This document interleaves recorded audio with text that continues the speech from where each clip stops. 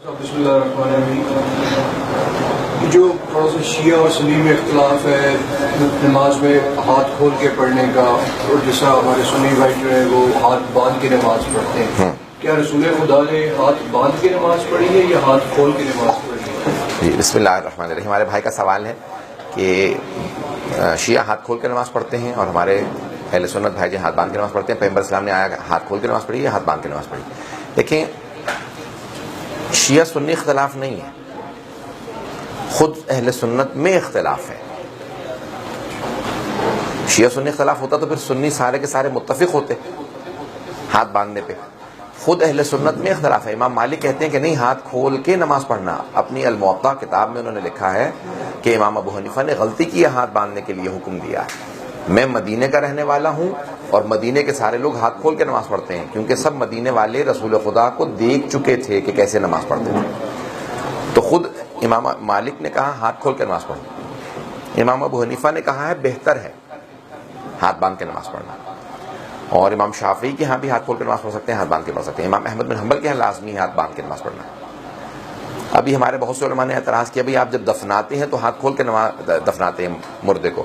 تو ابھی بہت سے اہل سنت نے شروع کہا کہ نہیں، باندھ دیا چاہیے ہمیں. اب وہ زبردستی باندھنے کی کوشش کرتے ہیں، پھر ہاتھ کھل جاتے ہیں.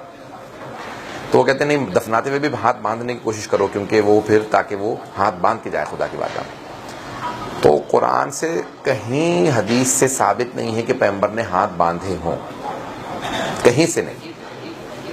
مسلم ہے، واضح ہے، شفاف ہے کہ پیغمبر ہاتھ کھول کے نماز پڑھتے تھے. کس نے بتایا ہے؟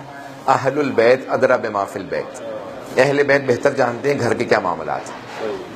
تو وہ کہتے ہیں کہ کیونکہ پیغمبر محراب میں کھڑے ہوتے تھے، محراب کا رخ قبلے کی طرف ہوتا تھا، صحابہ پیچھے ہوتے تھے، اس لیے انہیں پتہ نہیں چلتا تھا ابا قبا میں ہاتھ کھلے ہیں یا بندھے ہوئے ہیں. لیکن اہل بیت نے تو نافلہ پڑھتے گھر میں بھی دیکھا ہے.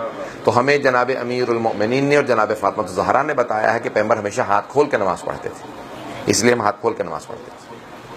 اور سنی کتابوں میں بھی ثابت نہیں ہے. میں آپ کو واضح طور پہ کہہ رہا ہوں کہ وہ ثابت نہیں کر سکتے کہ پیغمبر نے ہاتھ باندھ کے نماز پڑھی. ٹھیک ہے.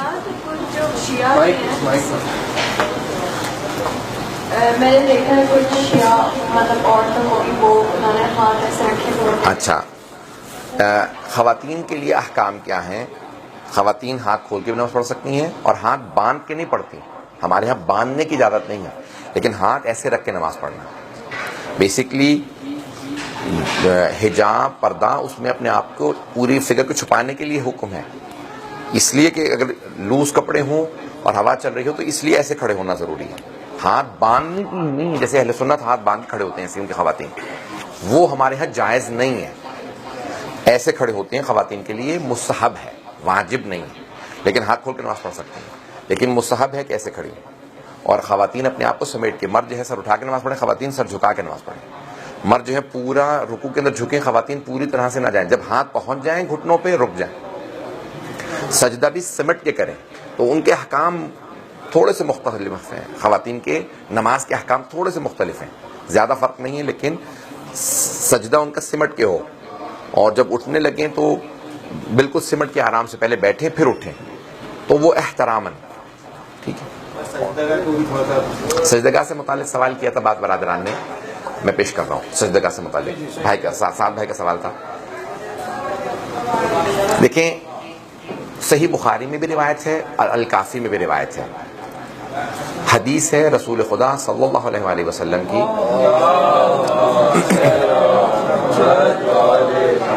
کہ حبیب خدا نے فرمایا جعلت لی الارض مسجدا و طہورا.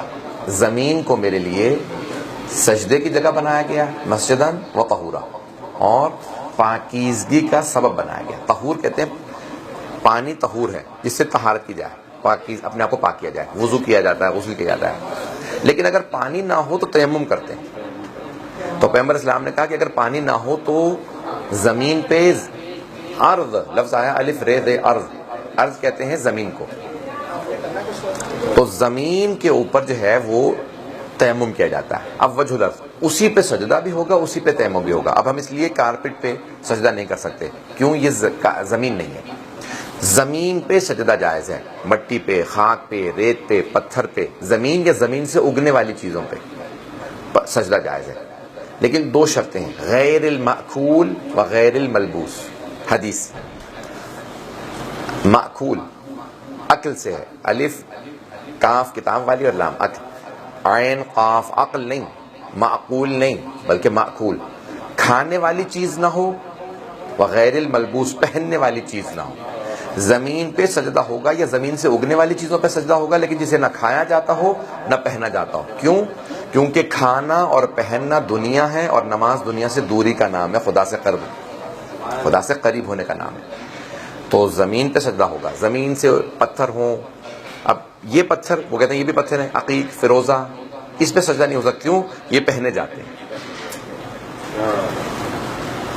لکڑی پہ سجدہ ہو سکتا ہے، پتے پہ سجدہ ہو سکتا ہے، گھاس پہ سجدہ ہو سکتا ہے، لیکن پان کے پتے پہ نہیں ہو سکتا کیونکہ پان کا پتا کھایا جاتا ہے. سبزیوں پہ نہیں ہو سکتا، پھلوں پہ نہیں ہو سکتا کیونکہ وہ کھائے جاتے ہیں.